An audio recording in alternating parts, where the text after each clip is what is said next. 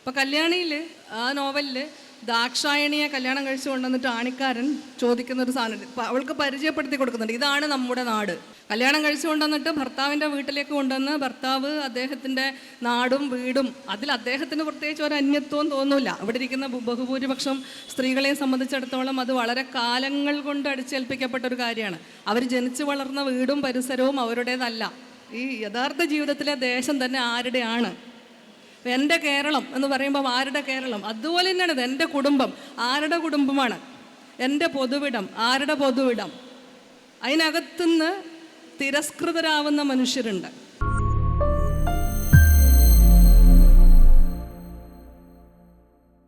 ദേശത്തെ സ്ത്രീയുടെ കർത്തൃത്വവുമായി ചേർത്ത് നിർത്തിക്കൊണ്ട് ദേശാനുഭവങ്ങളെ സ്ത്രീയുടെ ആനുഭവിക ചരിത്രവുമായി നിരന്തരം സംവദിക്കുന്ന ഒന്നായിട്ടാണ് ആർ രാജശ്രീയുടെ കഥയും അതേപോലെ രണ്ടാമത്തെ നോവലായ ആത്രേയകവും ഉണ്ടായിട്ടുള്ളത് എന്ന് കരുതുന്നു. ഇപ്പോൾ 2019 ആ നോവൽ വരുമ്പോൾ സ്ത്രീകളുടെ കഥ എന്നുള്ള നിലയിലാണ് വായനാ സമൂഹം അത് ഏറ്റെടുത്തത് എങ്കിലും അതിലും അപ്പുറം മലയാള നോവൽ സാഹിത്യത്തിൽ അതുണ്ടാക്കുന്ന ഒരു വിച്ഛേദം എന്ന് പറയുന്നത് ദേശത്തെ എങ്ങനെയാണ് ഒരു സ്ത്രീ ആനുഭവിക ചരിത്രത്തിലൂടെ സ്ത്രീ കർത്തൃത്വത്തിൻ്റെ സംവാദങ്ങളായി മാറ്റുന്നത് എന്നുള്ളതാണ്. അതായത് ദേശം എന്നുള്ളത് കർത്തൃത്വത്തിൻ്റെ കേന്ദ്രമായി മാറുന്നു, സ്ത്രീ കർത്തൃത്വവും അതിൽ ചേരുന്നു. കല്യാണിയും ദാക്ഷായണിയും ഉൾപ്പെടുന്ന സ്ത്രീകളുടെ ദേശം തന്നെ ചോദ്യങ്ങൾ ചോദിക്കുകയും ചിന്തിക്കുകയും തനതായ ഭാഷയും പ്രവൃത്തിയുമുള്ള ഒരു കർത്തൃത്വമായിട്ട് മാറുന്ന ദേശം നിരന്തരം സ്ത്രീകളുമായി സംവാദത്തിൽ ഏർപ്പെട്ടുകൊണ്ടിരിക്കുന്നു. അല്ലെങ്കിൽ സ്ത്രീകൾ നിരന്തരം ദേശകർത്തൃത്വവുമായി സംവാദത്തിൽ ഏർപ്പെട്ടുകൊണ്ടിരിക്കുന്നു. അതാണ് യഥാർത്ഥത്തിൽ കല്യാണിയുടെയും ദാക്ഷായണിയുടെയും കഥ നമ്മുടെ മലയാള നോവലിൽ ഉണ്ടാക്കുന്ന ഒരു സവിശേഷമായിരിക്കുന്ന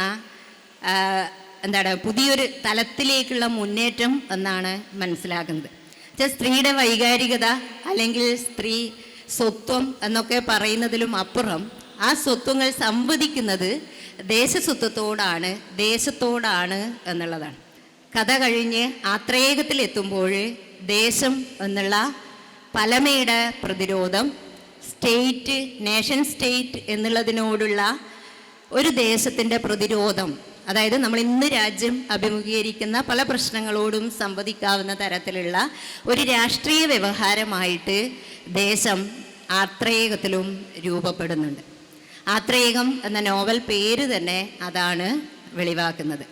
അപ്പോൾ എഴുത്തുകാരി എന്ന നിലയിൽ എഴുത്ത് എന്നുള്ളതും സ്ത്രീ എന്നുള്ളതും ദേശം എന്നുള്ളതും മൂന്നും ഒരേ രീതിയിൽ സംവദിക്കുന്ന ഒരു ആഖ്യാനം ഈ രണ്ട് നോവലുകളും മുന്നോട്ട് വെക്കുന്നുണ്ട്.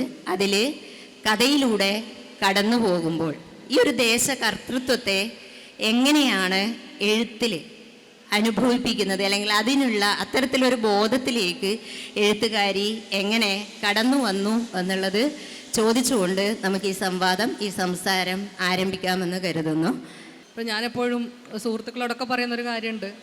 കുറേ സ്ത്രീകൾ സ്റ്റേജിൽ വന്നിരിക്കുകയും എഴുത്തിനെക്കുറിച്ചും അല്ലെങ്കിൽ വായനകളെക്കുറിച്ചും ഒക്കെ സംസാരിക്കുകയൊക്കെ ചെയ്യുമ്പോഴാണ് പലപ്പോഴും സാഹിത്യത്തിൻ്റെ നിലവാരത്തെക്കുറിച്ച് കുറേ പേരുടെങ്കിലും അഭിപ്രായപ്പെട്ടു തുടങ്ങിയത്.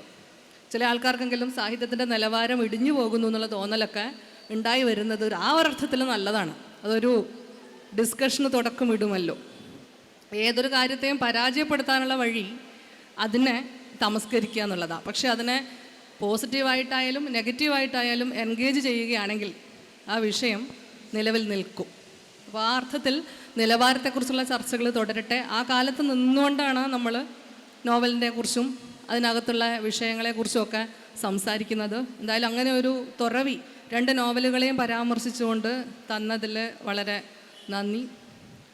നമ്മൾ പറഞ്ഞു വരുന്ന ഏത് കാര്യവും സിദ്ധാന്തത്തിൽ പൊതിയേണ്ടതില്ല എന്ന് തോന്നുന്നു.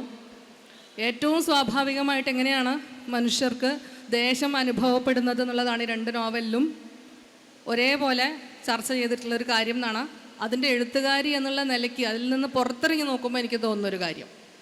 കാരണം അവരവരെഴുതിയ കൃതിയിൽ എന്താ ഉദ്ദേശിച്ചത്, അതിനകത്ത് എന്തെല്ലാം തരത്തിലുള്ള പരിവർത്തനങ്ങൾ നമ്മൾ വരുത്തിയിട്ടുണ്ട് എന്നുള്ള കാര്യങ്ങൾ നമ്മൾ തന്നെ സ്റ്റേജിലിരുന്ന് പറയുന്നതിൽ ഒരു അനൗചിത്യമുള്ളതുകൊണ്ട് ഇത് രണ്ടും എഴുതിയ ആൾ ഞാനാണ് എന്നുള്ളൊരു കാര്യം മറന്നുകൊണ്ട്, അല്ലെങ്കിൽ അതിനെ മനഃപൂർവ്വം മറന്നുകൊണ്ട് താഴെ ഇറങ്ങി നിന്നിട്ട് ഇത്തരം കാര്യങ്ങളുമായിട്ട് എൻഗേജ് ചെയ്യുന്നവരോട് സംസാരിക്കുമ്പോൾ രൂപത്തിൽ കിട്ടുന്ന ചില കാര്യങ്ങൾ മാത്രമാണ് പറയാൻ ഉദ്ദേശിച്ചത്.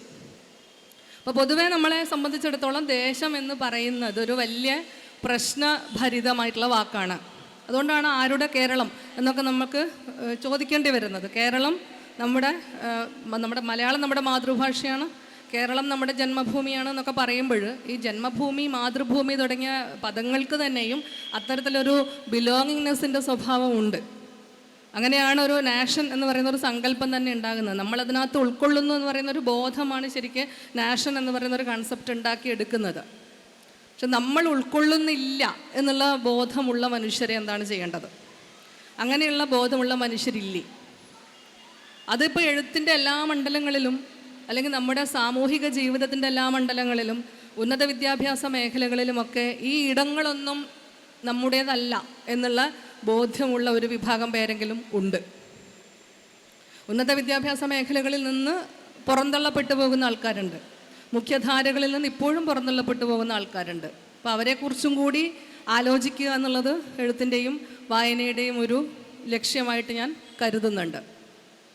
അങ്ങനെ ഒരു വലിയൊരു കുടക്കീഴിൽ നിന്നുകൊണ്ടാണ് നമ്മൾ ദേശത്തെ എങ്ങനെയാണ് സ്ത്രീ സ്വാംശീകരിക്കുന്നത്, അല്ലെങ്കിൽ ദേശം എങ്ങനെയാണ് അതിനകത്ത് അധിവസിക്കുന്ന മനുഷ്യ ജീവികളുടെ സ്വത്വത്തെ രൂപീകരിക്കുകയും നിർണ്ണയിക്കുകയും ഒക്കെ ചെയ്യുന്നത് എന്നുള്ളത് പ്രധാനപ്പെട്ട ഒരു കാര്യമാണ്. എപ്പോഴാണ് നമുക്കൊരു ഇടം നമ്മുടേതായിട്ട് തോന്നുക? ഇപ്പോൾ കല്യാണിയിൽ ആ നോവലിൽ ദാക്ഷായണിയെ കല്യാണം കഴിച്ചു കൊണ്ടുവന്നിട്ട് ആണിക്കാരൻ ചോദിക്കുന്നൊരു സാധനം അവൾക്ക് പരിചയപ്പെടുത്തി കൊടുക്കുന്നുണ്ട്. ഇതാണ് നമ്മുടെ നാട്. കല്യാണം കഴിച്ചു കൊണ്ടുവന്നിട്ട് ഭർത്താവിൻ്റെ വീട്ടിലേക്ക് കൊണ്ടുവന്ന് ഭർത്താവ് അദ്ദേഹത്തിൻ്റെ നാടും വീടും, അതിൽ അദ്ദേഹത്തിന് പ്രത്യേകിച്ച് ഒരു അന്യത്വവും തോന്നില്ല. ഇവിടെ ഇരിക്കുന്ന ബഹുഭൂരിപക്ഷം സ്ത്രീകളെ സംബന്ധിച്ചിടത്തോളം അത് വളരെ കാലങ്ങൾ കൊണ്ട് അടിച്ചേൽപ്പിക്കപ്പെട്ട ഒരു കാര്യമാണ്. അവർ ജനിച്ചു വളർന്ന വീടും പരിസരവും അവരുടേതല്ല.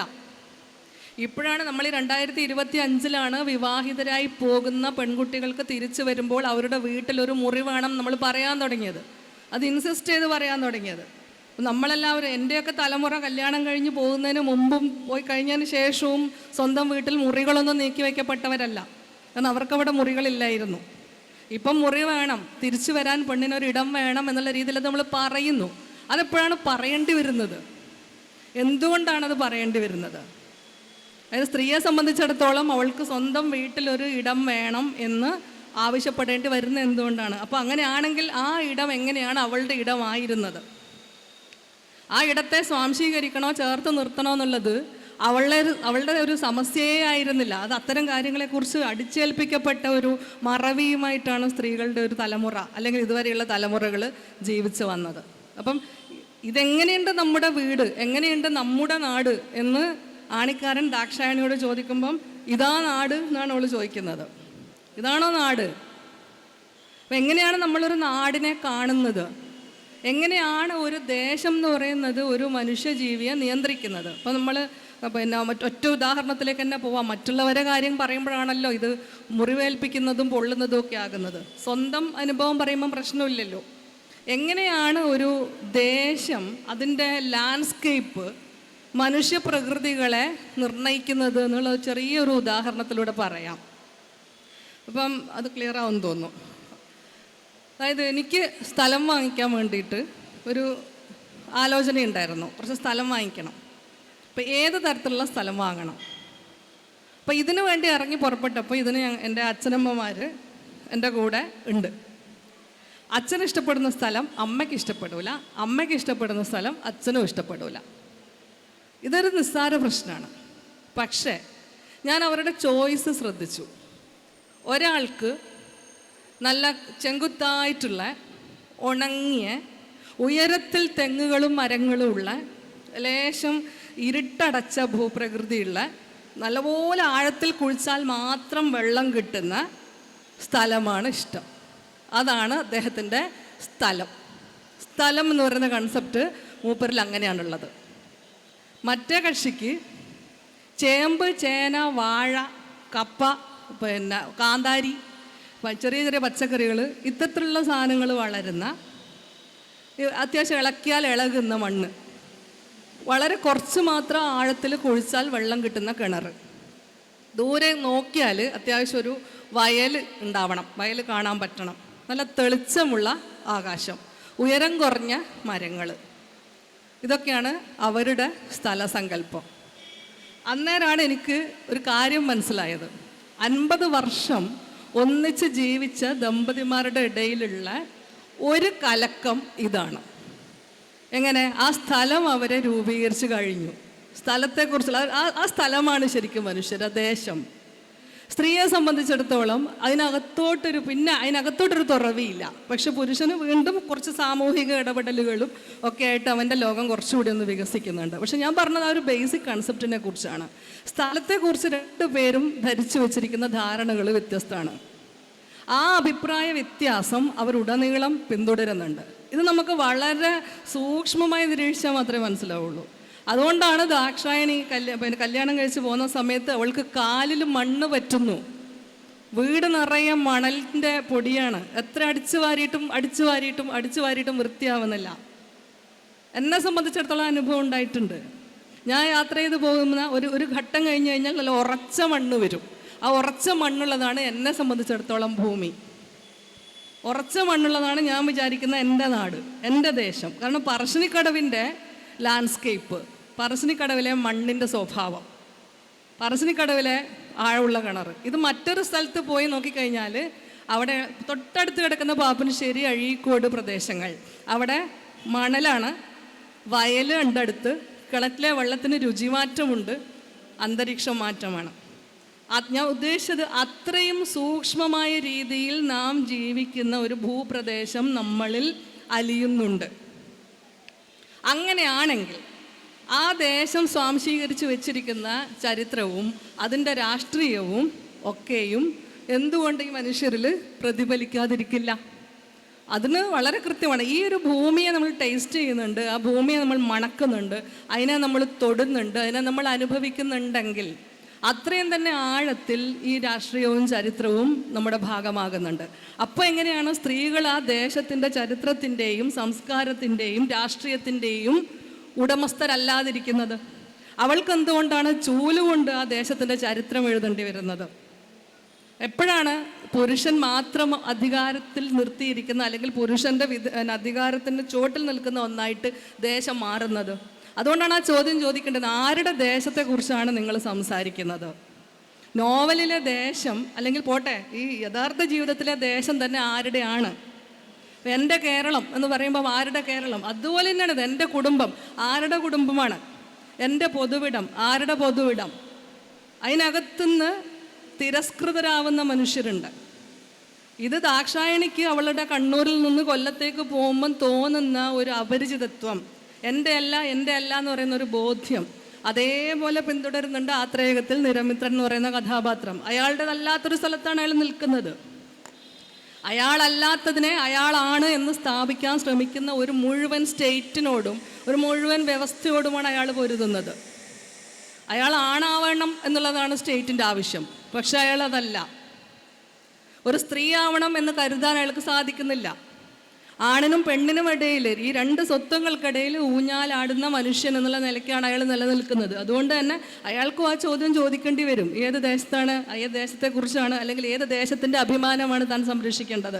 താൻ ഉൾക്കൊള്ളാത്ത ദേശത്തിൻ്റെ, തനിക്ക് അധികാരമില്ലാത്ത ദേശത്തിൻ്റെ, എപ്പോഴും തന്നെ വിധേയനാക്കാൻ മാത്രം പ്രേരിപ്പിച്ച ഒരു ദേശത്തിൻ്റെ ചാർജ് ഏറ്റെടുക്കേണ്ടി വരുന്നത് എന്തുകൊണ്ടാണ്? സ്ത്രീകളെ സംബന്ധിച്ചിടത്തോളം വളരെ കറക്റ്റാണ്. അവളുടേതല്ലാത്ത ഒരു സ്ഥലത്തെയാണ് അവൾ ഭരിക്കുകയല്ല ചെയ്യുന്നത്. അതൊരു തരം റീജൻറ്റ് ഭരണമാണ്. അവൾക്ക് ഒരു സ്വാശ്രയത്വം ഇല്ലാത്ത ഭരണമാണ് അവൾ ഭർത്താവിൻ്റെ നാട്ടിലും ഭർത്താവിൻ്റെ വീട്ടിലും കാഴ്ചവെക്കുന്നത്. അവൾ അതിനെ കൈകാര്യകർത്താവ് മാത്രമാണ്.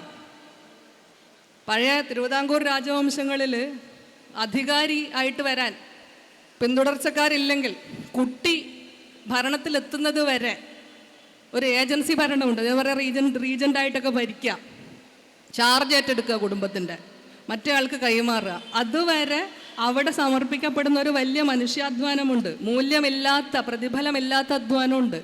അതിനകത്ത് നിൽക്കേണ്ടി വരുന്ന ഒരുപാട് മനുഷ്യരുണ്ട്. അപ്പോൾ അവർക്കും കൂടി സംസാരിക്കാനുള്ള വിഷയമാണ് ദേശം. അത് വലിയ രൂപത്തിലേക്ക് മാറുന്ന സമയത്ത് കുറച്ചും കൂടി വലിയൊരു തോതിൽ നമ്മൾ ആലോചിക്കുകയാണെങ്കിൽ, ഇതിൻ്റെ മീറ്റർ ഒന്ന് മാറ്റി നോക്കിയിട്ടുണ്ടെങ്കിൽ ഇന്ത്യ എമ്പാടും തിരസ്കരരാകുന്ന എല്ലാ മനുഷ്യർക്കും ഇത് ബാധകമാണ്. ദളിതനും ട്രാൻസ്ജെൻഡറിനും ഒക്കെ ഇത് ബാധകമായ ഒന്നാണ്. അപ്പോൾ അത് അത്രയും വിശാലമായിട്ടുള്ളൊരു പരിപ്രേക്ഷ്യമാണ്. അതിനകത്ത് നിന്നുകൊണ്ടൊരു സ്ത്രീ സംസാരിക്കുന്ന സമയത്ത് അത് കുറേ കൂടി ആ അനുഭവത്തിന് വേരുകൾ ഉണ്ടാകും എന്നാണ്. കുറേ കൂടി ആത്മാർത്ഥമായിട്ട് അതിനെ ചിത്രീകരിക്കാൻ പറ്റും. ഇപ്പോൾ ഇന്നലെയും ഞാൻ സംസാരിച്ചൊരു കാര്യമാണ്. ഇപ്പോൾ ഐഷുക്കുട്ടി എന്ന് പറയുന്ന കഥയിൽ ബഷീർ ഐഷുക്കുട്ടിയുടെ പ്രസവ സമയത്തുള്ള വെപ്രാളം എഴുതുന്ന സമയത്ത് അവൻ വയറ്റിൽ കിടന്ന് കുടലും പണ്ടവും എടുത്ത് ഫുട്ബോൾ അടിക്കുന്നു എന്ന് നീറ്റായിട്ട് എഴുതി.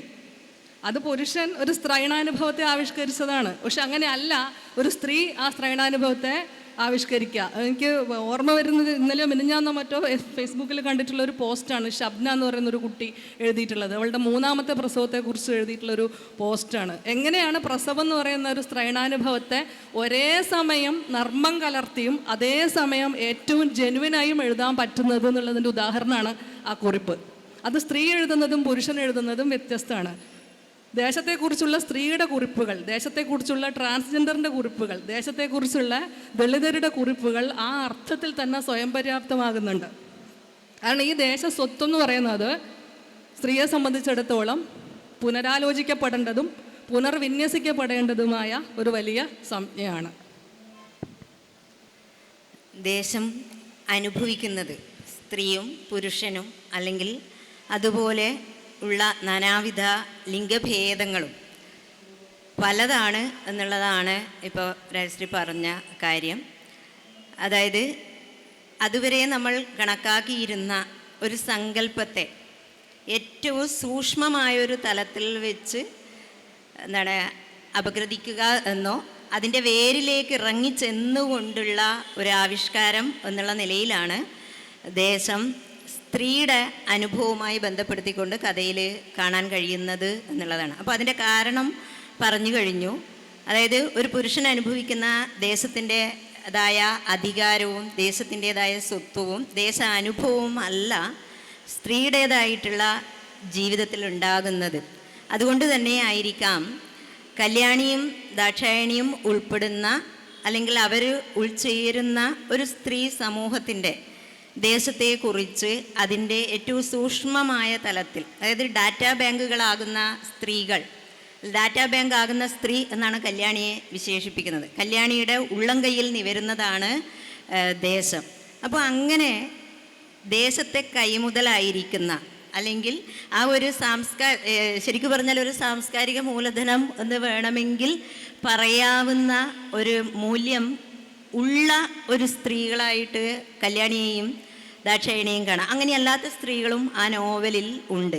അതേസമയം അങ്ങനെയുള്ള ഒരു സ്ത്രീക്ക് ആ ദേശത്തിൽ നിലനിൽക്കുമ്പോഴോ അല്ലെങ്കിൽ ദേശത്തിൻ്റെ അധീനതയിലല്ലാതെ തന്നെ ദേശത്തെക്കുറിച്ച് എല്ലാ ചരിത്രങ്ങളും അറിയുന്ന ഒരാൾ, അതായത് ഒരു ദേശവും അവർക്ക് അധീനമല്ല, വിട്ടുപോകുന്ന ദേശവുമല്ല, എത്തിച്ചേരുന്ന ദേശവും സ്വന്തമല്ല. പക്ഷേ ഈ ദേശങ്ങളെക്കുറിച്ചൊക്കെയുള്ള അറിവുകൾ അവരുടെ കൈമുതലാണ്. ആ അറിവാകട്ടെ പല സന്ദർഭത്തിലും അത് സാമൂഹ്യമാണ്, രാഷ്ട്രീയമാണ്, ചരിത്രപരമാണ്, സാമ്പത്തികപരമാണ്. അങ്ങനെ നമ്മൾ നിർണയിക്കുന്ന എല്ലാ സാമൂഹ്യ ജീവിതത്തിൻ്റെയും പൊരുളുകളെ നമ്മുടെ കൈമുതലായിട്ട് ഒളിച്ചു വെച്ചിരിക്കുക. അതായത് സന്ദർഭം വരുമ്പോഴും മാത്രം പുറത്തെടുക്കുന്ന. അപ്പോൾ അതിൻ്റെ ഒരു ആർജവവും ശക്തിയും അല്ലെങ്കിൽ അത്തരത്തിൽ സ്ത്രീക്ക് ലഭിക്കുന്ന ഒരു പദവിയും ഈ കഥയ്ക്കകത്ത് കല്യാണിക്കും കല്യാണിക്കാണ് അത് കൂടുതലുള്ളത്. കാരണം കല്യാണി കുടുംബത്തിനകത്ത് അടുക്കളയിൽ കഴിയുന്ന ഇഷ്ടപ്പെടുന്ന ആളല്ല, എപ്പോഴും പുറത്ത് ഇറങ്ങിക്കൊണ്ട് നാടിനെ അറിഞ്ഞുകൊണ്ട് അല്ലെങ്കിൽ നാടിൻ്റെ ഒരു ജീവിതം ജീവിക്കുന്നവളാണ്. അപ്പോൾ അങ്ങനെയുള്ള സ്ത്രീകൾക്ക് നമുക്ക് ഇപ്പോൾ യഥാർത്ഥ ജീവിതത്തിലായാലും സാമൂഹ്യ ജീവിതത്തിലായാലും അത്തരത്തിലൊരു സാംസ്കാരിക മൂലധനം എന്നുള്ളത് സ്ത്രീയുടെ ശക്തിയെ അല്ലെങ്കിൽ സ്ത്രീയുടെ പദവിയെ ഏതെങ്കിലും ഒരു തരത്തിൽ ഭിന്നമാക്കാൻ അല്ലെങ്കിൽ ആ പദവിക്ക് മറ്റ് സാധാരണ സ്ത്രീകൾക്കുള്ളതിൽ ഉപരിയായിട്ട് ഏതെങ്കിലും തരത്തിലുള്ള ഒരു നിലനിൽപ്പ് സ്ത്രീക്ക് ഉണ്ടാകുന്നുണ്ടോ എന്നുള്ളൊരു ചോദ്യം ഈ കഥ വായിക്കുമ്പോഴൊക്കെ തോന്നാറുണ്ട്. ശരിക്കും കല്യാണിയും ദാക്ഷായണിയും എന്നുള്ള രണ്ട് സ്ത്രീകളിലേക്ക് നമ്മൾ ആ നോവലിനെ കാണുമ്പോൾ ആ കഥയ്ക്കകത്ത് നിൽക്കുന്ന ആ സ്ത്രീകൾക്കുണ്ടാകുന്ന സ്വത്തുപരവും ദേശസ്വത്തുപരവുമായിട്ടുള്ള മൂല്യം എന്താണ് എന്ന് നമ്മൾ ആഴ്ന്നാഴ്ന്ന് ചിന്തിക്കുമ്പോൾ അതാണ് അവരുടെ മൂല്യം. യഥാർത്ഥത്തിൽ ദേശത്തെ മുഴുവൻ, ദേശത്തിൻ്റെ അറിവുകളെ, അതായത് മിത്തുകളെ, കഥകളെ, ഫോക്കുകൾ, ഏത് തരത്തിലുള്ള അറിവുകളെയും ചരിത്രത്തെയും ജീവിതത്തോട് ബന്ധിപ്പിച്ച് കാണുന്ന ഒരു സ്ത്രീയുടെ രൂപം, അല്ലെങ്കിൽ അത്തരത്തിലുള്ള ഒരു സ്ത്രീകളെ ഒരു 50 വർഷത്തിന് മുന്നിലുള്ള ഒരു കേരളത്തിൽ നിന്നും കണ്ടെടുക്കുക എന്നുള്ള ഒരു പ്രക്രിയ ഈ നോവലിലൂടെ സാധ്യമായിട്ടുണ്ട് എന്നുള്ളതാണ് വിചാരിക്കുന്നത്. അപ്പോൾ ഞാൻ ചോദിക്കുന്നത്, അങ്ങനെ ആകുമ്പോൾ അത്തരത്തിലുള്ള സ്ത്രീകൾക്ക് നമ്മുടെ സാധാരണ സ്ത്രീകളെക്കാൾ ഉള്ള ഒരിടം വീടിനകത്തോ കുടുംബത്തിനകത്തോ അല്ലെങ്കിൽ സമൂഹത്തിൽ അവർ ഇടപെടുന്ന മേഖലകളിലോ ഉണ്ടാകും എന്നുള്ളതിൻ്റെ ഒരു ഉറപ്പ് ആ നോവൽ നമുക്ക് നൽകുന്നുണ്ടോ എന്നുള്ള കാര്യത്തിൽ ഒരു സംശയവും ഉണ്ട്. അപ്പോൾ അതെന്തുകൊണ്ടാണ് ആ തരത്തിലൊരു ഉറപ്പിലേക്ക് നമുക്ക് എത്താൻ കഴിയാത്തത് എന്നുള്ളത് എപ്പോഴും നോവൽ വായിക്കുമ്പോൾ ഒരു സംശയമായിട്ട് കിടക്കാറുണ്ട്. അതിന് എഴുത്തുകാരി എന്നുള്ള നിലയിൽ രാജശ്രീ എന്താണ് പറയുന്നുണ്ടാവും? അപ്പോൾ ഞാൻ അതിനും പിന്നെയും കഥ തന്നെ പറയാം. കാരണം എന്ന് വെച്ച് കഴിഞ്ഞാൽ ടീച്ചർ പറയുന്ന പോലെ അത്രയും സിദ്ധാന്തവൽക്കരിച്ച് പറയാനുള്ള കഴിവ് എനിക്ക് ഇല്ല. കാരണം ഇതിൽ ഞാനാണല്ലോ എഴുതിയത്. അപ്പം അതിൽ നമുക്ക് വേറൊരു കാര്യം പറയാം. ഈ മഹാഭാരതം നമ്മൾ വായിക്കാൻ എടുക്കുമ്പം എവിടെയാണ് നളൻ്റെ കഥ പറയപ്പെടുന്നതെന്ന് ശ്രദ്ധിച്ചിട്ടുണ്ടോ? അതായത് ഇപ്പോഴത്തെ ജൻസിയുടെ ഭാഷയിൽ പിന്നെ യുധിഷ്ഠിരൻ മൊത്തത്തിൽ തേഞ്ഞു നിൽക്കുന്ന സമയത്താണ് ആ കഥ വരുന്നത്. അതായത് എന്താ, യുധിഷ്ഠിരൻ, അതായത് ധർമ്മപുത്രർ, പാഞ്ചാലി, അദ്ദേഹത്തിൻ്റെ അനിയന്മാരും ഒക്കെ ആയിട്ട് കാട്ടിൽ താമസിക്കേണ്ടി വരുന്നു. ആ സമയത്ത് സ്വാഭാവികമായിട്ടും അദ്ദേഹത്തിന് വല്ലാത്ത നിരാശ ഉണ്ടാകുന്നുണ്ട്. അനിയന്മാർ നേരിട്ടല്ലെങ്കിൽ പോലും ചില കുത്തുവാക്കുകൾ അനിയന്മാരുടെ അടുത്ത് നിന്ന് വരുന്നുണ്ട്. പാഞ്ചാലി എല്ലാ ദിവസവും ഇരുന്ന് കരയുന്നുണ്ട്. അപ്പോൾ അതിൻ്റെ ഒരു ബുദ്ധിമുട്ടിൽ ഇദ്ദേഹം, അതായത് സ്വന്തം നിലയ്ക്ക് കാര്യങ്ങളൊന്നും ചെയ്യാൻ പറ്റാത്ത ഒരാളാണ് യുധിഷ്ഠിരൻ, ആകെ പ്രശ്നത്തിലാണ്. അപ്പോൾ അദ്ദേഹം ഇങ്ങനെ മഹർഷിമാരോട് ചോദിക്കുന്നുണ്ട്, എന്നെപ്പോലെ ഗതികെട്ട് ഒരുത്തൻ ഈ ലോകത്ത് വേറെ ഉണ്ടോയെന്ന്. അപ്പോഴും മറുപടി ഉണ്ടല്ലോ, ഒരുത്തനുണ്ട്. അങ്ങനെയാണ് നളൻ്റെ കഥ വരുന്നത്. അങ്ങനെയാണ്. ഇപ്പം അത് കേട്ട് കഴിയുമ്പോൾ യുധിഷ്ഠിരനൊന്നും അനുഭവിച്ചൊന്നും അല്ല. കാരണം നളൻ്റെ ആ പോക്ക് ഇതേ. പക്ഷേ അതിൻ്റെ ഏറ്റവും ശ്രദ്ധിക്കേണ്ട കാര്യം, യുധിഷ്ഠിരനെ പോലെ തന്നെ ഏകദേശം അതേ അച്ചിലുണ്ടാക്കിയ ഒരാളാണ് നളനും എന്നാണ്. അതായത് താനായിട്ട് ഒന്നും ചെയ്യാൻ അറിയില്ല, പരമ്പരാഗതമായി കിട്ടിയിട്ടുള്ള കഴിവും കാര്യങ്ങളും ഒക്കെ വെച്ചൊരു നമ്മളീ പറഞ്ഞ ഒരു സാംസ്കാരിക മൂലധനത്തിൻ്റെ കെയർ ഓഫിൽ വലിയ ആൾക്കാരായി മാറിയ ആളാണ് നളനും, അല്ല ഈ പറഞ്ഞ യുധിഷ്ഠിരനും ഒക്കെ. അപ്പം അദ്ദേഹം അതിനായിട്ടൊക്കെ തന്മയീഭവിക്കുന്നുണ്ട്. ഇതേ സംഗതി തന്നെ അതിപ്പോൾ മഹാഭാരതത്തിലാണല്ലോ കിടക്കുന്നത്. അത് വേറെ തന്നെ ഒരു തലത്തിലാണുള്ളത്. ഒറ്റ താഴേയും കൊണ്ട് വരിക, താഴേക്ക് ഇറങ്ങി വരിക. ഒരു കല്യാണീച്ചയല്ല, ഇപ്പോൾ ഇവിടെ ഇരിക്കുന്ന പകുതി പേർക്കെങ്കിലും അവരുടെ നാട്ടുമ്പുറങ്ങളിൽ കല്യാണി, ദാക്ഷായണി, നാരായണി, സരോജിനി, ജാനകി ഈ ഇത്യാദി പേരുകളിൽ ആരെങ്കിലും ഒക്കെ അറിയാൻ പറ്റും. അയൽവാസികളിലൊക്കെ ഇത്തരത്തിലുള്ള സ്ത്രീകൾ ഉണ്ടാവും. അക്കൂട്ടത്തിലൊരാളിനെ നമ്മൾ സമീപിക്കുന്നു. ആകെ ഒരുപാട് ജോലികൾ ചെയ്യുന്നു, ആത്മാർത്ഥമായിട്ട് പണിയെടുക്കുന്നു. പ്രത്യേകിച്ച് നാക്ക് 2 തവണ കടന്നുപോയ ഒരു കോളേജ് തലം പറയുമ്പോൾ അത് വളരെ അറിയാൻ പറ്റുകൊണ്ടിരിക്കുന്ന ആൾക്കാർക്ക് ഒരേ സമയം തന്നെ ഇതുപോലെ 2 ചക്രങ്ങൾക്കിടയിൽ പെട്ടുപോകുന്ന അവസ്ഥയൊക്കെ ഉണ്ട്. അപ്പോൾ അത്തരത്തിലുള്ള അവസ്ഥയിൽ മനുഷ്യർ വരും. അപ്പോൾ ഇങ്ങനെ ബുദ്ധിമുട്ടിയിരിക്കുന്ന സമയത്ത് നിറയെ കുറ്റവും കേൾക്കും. അതായത് എത്ര നിങ്ങൾ ചെയ്തു കഴിഞ്ഞാലും ആണല്ലോ, അങ്ങനെ ഇനി വരുള്ളൂ. അപ്പം അങ്ങനെ കേട്ടുകൊണ്ടിരിക്കുമ്പോൾ നമുക്ക് തോന്നി, എന്ത് കാര്യത്തിനാണ് നമ്മൾ ഇതിനൊക്കെ എന്താണ് ഇന്ത്യയിലെ അർത്ഥം, എന്താ ആവശ്യം, എന്താ എന്നെപ്പോലെ ഗതികെട്ട വേറെ ആരെങ്കിലും? അതേ ചോദ്യമാണ് മഹാഭാരതത്തിൽ യുധിഷ്ഠിരൻ ചോദിച്ച ആ ചോദ്യം വരും. അപ്പം നളൻ്റെ കഥ പറഞ്ഞു തരാനൊന്നും അറിയില്ലെങ്കിലും കല്യാണിയച്ചോ ദാക്ഷായണിയച്ചോ സരോജിനിയോ നാരായണിയോ ആരെങ്കിലും ഒരു സാധനം ഒറ്റ വാക്ക് പറയും, സാരല്ല, എടുത്ത പണിക്കേ കുറ്റമുള്ളൂ. മനസ്സിലായില്ലേ? എടുത്ത പണിക്ക് കുറ്റമുള്ളൂ, ഉഴുന്ന എരുതിനെ നുകമുള്ളൂ. ഇതാണത്. കഴിഞ്ഞു, സാധനം കഴിഞ്ഞു. അതായത് നളചരിതം ഇത്രാം ദിവസം, 1-ാം ദിവസം, 2-ാം ദിവസം, 3-ാം ദിവസം, 4-ാം ദിവസം ഒന്നും വേണ്ട, കഴിഞ്ഞു. എടുത്ത പണിക്ക് കുറ്റമുള്ളൂ, ഉഴുന്ന എരുതിനെ നുകമുള്ളൂ എന്ന് പറഞ്ഞാൽ ഒന്നുമില്ല. അതായത് നിലം പൂട്ടി ഉഴാൻ കഴിവുള്ള, സ്റ്റാമിനയുള്ള, അത്തരത്തിൽ നമ്മൾക്ക് നല്ല ഫ്രിക്ഷനോടുകൂടി നടക്കാൻ പറ്റുന്ന, അത്യാവശ്യം ആരോഗ്യമുള്ള, എടുക്കാൻ പറ്റുന്ന കാളയുടെ മുതുകിലെ എന്ത് വയ്ക്കുള്ളൂ? നുകം വെക്കുകയുള്ളൂ. അല്ലാണ്ട് നുകം കാണുമ്പോൾ തന്നെ ബോധം കെട്ട് വീഴുന്ന കാളയാണെങ്കിൽ പിന്നെ ഇത് ഉഴാൻ കൊണ്ടാകാൻ പറ്റില്ലല്ലോ. അപ്പോൾ അതുപോലെ സാധ്യമായ ഭാരമാണ് നമുക്ക് കിട്ടിയത്, നമുക്കത് മറികടക്കാൻ പറ്റും. അത് കേൾക്കുമ്പോൾ ഒരു സമാധാനം വരും. ഞാൻ എത്ര തവണ ഇത് കേട്ടിട്ടുണ്ട്. ഇതാണ് ഈ നളകഥ മഹാഭാരതത്തിൽ ചെയ്ത സാധനമാണിത്. അപ്പം ഇതിനകത്ത് ഇനി അടുത്ത വേറൊരു കാര്യം പറയാം. നമ്മുടെ നാട്ടിൻ പുറത്തുള്ള ചില സ്ത്രീകൾ, വയസ്സായിട്ടുള്ള ചില സ്ത്രീകൾ, അവരോട് ആരും തർക്കത്തിന് പോവില്ല. ഒന്ന് ആലോചിച്ച് നോക്കുക. അങ്ങനെയുള്ള സ്ത്രീകൾ കാണും, നിങ്ങളുടെ ചുറ്റോട്ടത്തൊക്കെ അത്തരത്തിലുള്ള സ്ത്രീകൾ കാണും. തർക്കത്തിന് പോയാൽ തോക്കുകയുള്ളൂ. തോക്കുന്നത് പോട്ടെ, ചിലപ്പോൾ അവിടെ നിങ്ങോട്ടുള്ള നിങ്ങളുടെ കുടുംബത്തിൻ്റെ വംശപരമ്പരകളുടെ കഥകൾ റെഫറൻസ് ഇട്ടിട്ട് ഇങ്ങോട്ട് പറയും. അത് ഉറക്കെയാണ് പറയുക. 10-12 ആൾ കേൾക്കും. അവരെ പേടിച്ചാരും നേർവഴി നടക്കൂല. അവരോട് യാതൊരു തരത്തിലുള്ള തർക്കത്തിന് അയ്യോ അവിടെ പറ്റൂല, അവിടെ വർത്താനം പറയാൻ പറ്റൂല, ഭയങ്കര നാവാണ്. നാവ് എന്ന് പറയുന്നത് വെറുതെ വർക്ക് ചെയ്യുന്ന ഒരു സാധനമല്ല. നാവ് വർക്ക് ചെയ്യണമെന്നുണ്ടെങ്കിൽ അതിൻ്റെ പുറകിൽ ഒരു റെപ്പോസിറ്ററി കാണും. ഈ സ്ത്രീകളെ സംബന്ധിച്ചിടത്തോളം അത് ദേശചരിത്രമാണ്. കംപ്ലീറ്റ് സാധനം അറിയും, ഉള്ളം കയ്യിൽ നീ ആ മറ്റേ അയാളെ മോൻ്റെ അതല്ലേ എന്ന് ചോദിച്ചു കഴിഞ്ഞാൽ അതോടുകൂടി ആണ് എന്ന് പറഞ്ഞെങ്കിൽ പോരേണ്ടി വരും. ഇത് ആ സ്ത്രീകളുടെ ഒരു പ്രത്യേകതയായിരുന്നു. അവർക്കതിന് ഔപചാരിക വിദ്യാഭ്യാസത്തിൻ്റെ ആവശ്യമൊന്നുമില്ല. അവരൊരു തരത്തിലും എഡിറ്റഡ് അല്ല. അവരാരുടെയും സാമൂഹിക മൂലധനത്തെക്കുറിച്ച് കൺസേൺഡ് അല്ല. അവരിത് കൃത്യം കാര്യം പറയും. ഇത് സ്ത്രീകളെ സംബന്ധിച്ചിടത്തോളം ആ കാലത്ത് വലിയ പ്രതിരോധം കൂടിയാണ്. കാരണം അതിനാണ് തെറിയും ഉപയോഗിക്കുന്നത്. ചില ആൾക്കാർ തെറി പറയുമെന്ന് ഭയന്നിട്ട് അടുക്കൂല. സ്ത്രീകളെ സംബന്ധിച്ചിടത്തോളം അത് പ്രതിരോധ മാർഗമാകുന്നതും അങ്ങനെ പറഞ്ഞ് അവർ ആ ദേശത്തിൻ്റെ ഒരു ഭാഗമാകുന്നതും പഞ്ചായത്ത് റോഡുകൾ പോലും അവരോട് സംസാരിക്കുന്നതും ഒക്കെ അങ്ങനെയാണ് വരുന്നത്. അപ്പോൾ അവിടെ ഒരു പുതിയ രാഷ്ട്രീയം വരുന്നു. അവിടുത്തെ സാമൂഹിക ഘടന മാറുന്നു. ജോലി ഉപേക്ഷിച്ച് കല്യാണം കഴിച്ചു പോയ ദാക്ഷായണി തിരിച്ചു വന്നിട്ട് പ്ലൈവുഡ് കമ്പനിയിൽ കയറാൻ പറ്റില്ല. അപ്പോഴേക്ക് കേരളത്തിൽ സഹകരണ സംഘങ്ങൾ വന്നിട്ടുണ്ട്. രാഷ്ട്രീയ പാർട്ടികളുടെ നേതൃത്വത്തിൽ സഹകരണ സംഘങ്ങൾ അവരുടേതായിട്ടുള്ള ഭരണത്തിൻ്റെ കീഴിൽ കൊണ്ടുവരുന്നുണ്ട്. അവിടെ കിട്ടണമെന്നുണ്ടെങ്കിൽ പ്രമുഖരായിട്ടുള്ള രാഷ്ട്രീയ നേതാക്കളുടെ റെക്കമെൻഡേഷൻ വേണം. പഴയ പോലെയല്ല ദാമുവിൻ്റെ അനിയത്തിയാന്നൊരു പണി കൊടുത്തതെന്ന് പറഞ്ഞാൽ പറ്റില്ല. അത് മാറി, അതിൻ്റെ ഘടന മാറുന്നു, അതിൻ്റെ ചരിത്രം മാറുന്നുണ്ട്. അപ്പോൾ ആ ചരിത്രം മാറുന്നതിന് കണക്കായിട്ട് അഡ്ജസ്റ്റ് ചെയ്യാൻ പറ്റാത്തൊരു കഥാപാത്രമാണ് അതിനകത്ത് ദാക്ഷായണി. അതുകൊണ്ടാണ് അവൾ സ്വപ്നജീവിയാവുന്നത്. ചരിത്രത്തിൻ്റെ മറ്റൊരു രൂപാന്തരമാണ് സ്വപ്നം എന്ന് പറയുന്നത്. ചരിത്രം കുറേ കൂടി യാഥാർത്ഥ്യ ബോധത്തോടു കൂടിയതായിരിക്കും. സ്വപ്നത്തിൽ ആ യാഥാർത്ഥ്യത്തിൻ്റെ എലമെൻ്റ് ഇല്ല. പക്ഷെ സ്വപ്നവും ഏതോ കാലത്തെ ചരിത്രമാണ്. അപ്പോൾ ഈ തരത്തിൽ ദാക്ഷായണി പൂർണ്ണമായിട്ടും അതിൻ്റെ ഒരു സ്വപ്നാത്മകതയിലേക്ക് പിൻവാങ്ങുമ്പോൾ കല്യാണി യാഥാർത്ഥ്യ ബോധത്തോടു കൂടി അവിടെ ഉണ്ട്.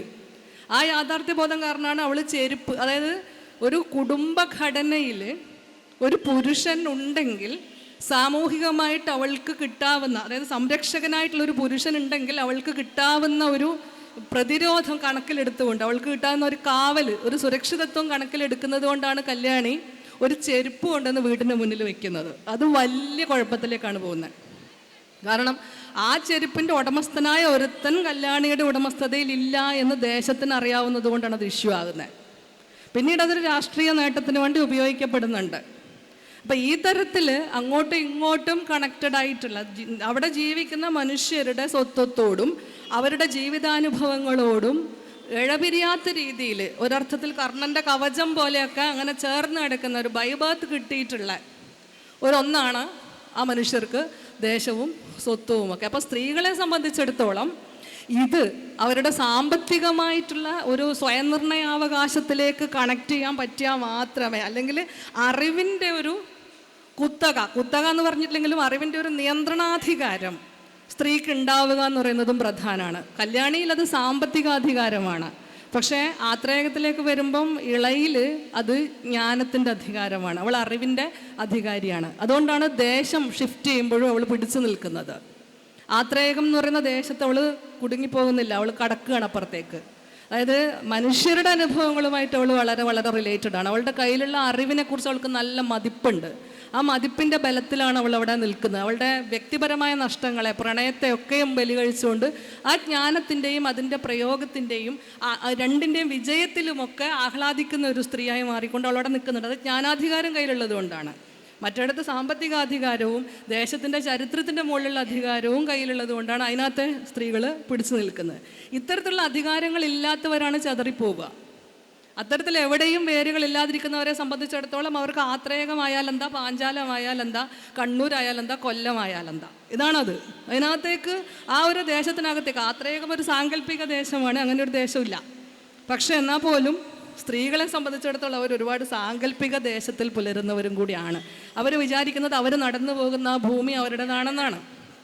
അതല്ല, അത് പല കാരണങ്ങൾ കൊണ്ട് അതല്ല. അപ്പോൾ അതാക്കാനുള്ളൊരു പോരാട്ടമാണ് ഈ പറഞ്ഞ പോലെ. ഇടക്കാലത്ത് ഈ സ്ത്രീരചനകൾ ഒരുപാട് ആക്ഷേപിക്കപ്പെട്ടിരുന്ന ഒന്ന് ഈ വികാരമണ്ഡലത്തിൽ കൊണ്ടുവന്ന് കൊളുത്തുന്നതുകൊണ്ടാണ്. രാവിലെ എണീച്ച് ജനൽ തുറന്നിട്ട് പുറത്തേക്ക് നോക്കിയിട്ട് ഒരേ വിഷാദമാണ്. അങ്ങനെ വിഷാദിക്കുന്ന ആ ഒരു കാലം സ്ത്രീയെ സംബന്ധിച്ചിടത്തോളം കഴിഞ്ഞു പോയിട്ടുണ്ടെന്നാണ് ഞാൻ വിചാരിക്കുന്നത്. അതൊരു അതാണ് അതിന് ഉദ്ദേശിച്ച ഒരു സാധനം അതാണ്. അതായത് കുറച്ചും കൂടി 2 സ്റ്റെപ്പ് മുന്നോട്ട് വരേണ്ട സമയമായി. ഈ ഡാൻസ് പഠിക്കാൻ പോയ ആദ്യത്തെ ഒരു 4 മാസം ഈ ചുവട് മാത്രമേ പഠിപ്പിക്കുകയുള്ളൂ. നമ്മളത് സ്റ്റോപ്പ് ചെയ്തിട്ട് വേറൊരു ടീച്ചർ എടുത്ത് പോയാലും അവരതന്നെ പഠിപ്പിക്കുകയുള്ളൂ. വീണ്ടും ഇനി വേറൊരാളെ കണ്ടു കഴിഞ്ഞാലും അവരതേ പഠിപ്പിക്കുകയുള്ളൂ. അങ്ങനെ ഒരു പ്രശ്നമുണ്ട് അവിടെ. ആ പഠിത്തം തുടരണമെങ്കിൽ നമ്മൾ പോയി പറയണം അരങ്ങേറ്റം കഴിഞ്ഞതാന്ന് പറയണം, എന്നാലേ ബാക്കി പഠിപ്പിക്കൂ. അല്ലെങ്കിൽ നിങ്ങൾ ചുവട് ചവിട്ടിക്കൊണ്ടിരിക്കും. അപ്പോൾ സ്ത്രീരചനയെ സംബന്ധിച്ചിടത്തോളം ഈ ഒരു പ്രശ്നമുണ്ട് ഞാൻ എപ്പോഴും വിചാരിക്കും. അതായത് ഈ പുതിയ കാര്യങ്ങളെ നമുക്ക് അഡ്രസ്സ് ചെയ്യാൻ കഴിയില്ലെങ്കിൽ, ഭക്ഷണം പാകം ചെയ്യാൻ കഴിയില്ലെങ്കിൽ ഒരു നേരം സ്വിഗ്ഗിയിൽ നിന്ന് വാങ്ങും, അത്രയേ ഉള്ളൂ. അത് ഈ പുറത്തേക്ക് ജനൽ തുറന്നിട്ട് ഈ പറഞ്ഞ പോലെ അകാരണമായ വിഷാദം, കാൽപ്പനിക വിഷാദം എന്ന് പറയുന്നൊരു സംഗതി സ്ത്രീയുടെ എഴുത്തിൽ നിന്നെങ്കിലും നീങ്ങിപ്പോവേണ്ടതുണ്ട്. പക്ഷെ അത് നല്ല സുഖമാണ് വായിക്കാൻ, അത് ഞാൻ അംഗീകരിക്കുന്നു.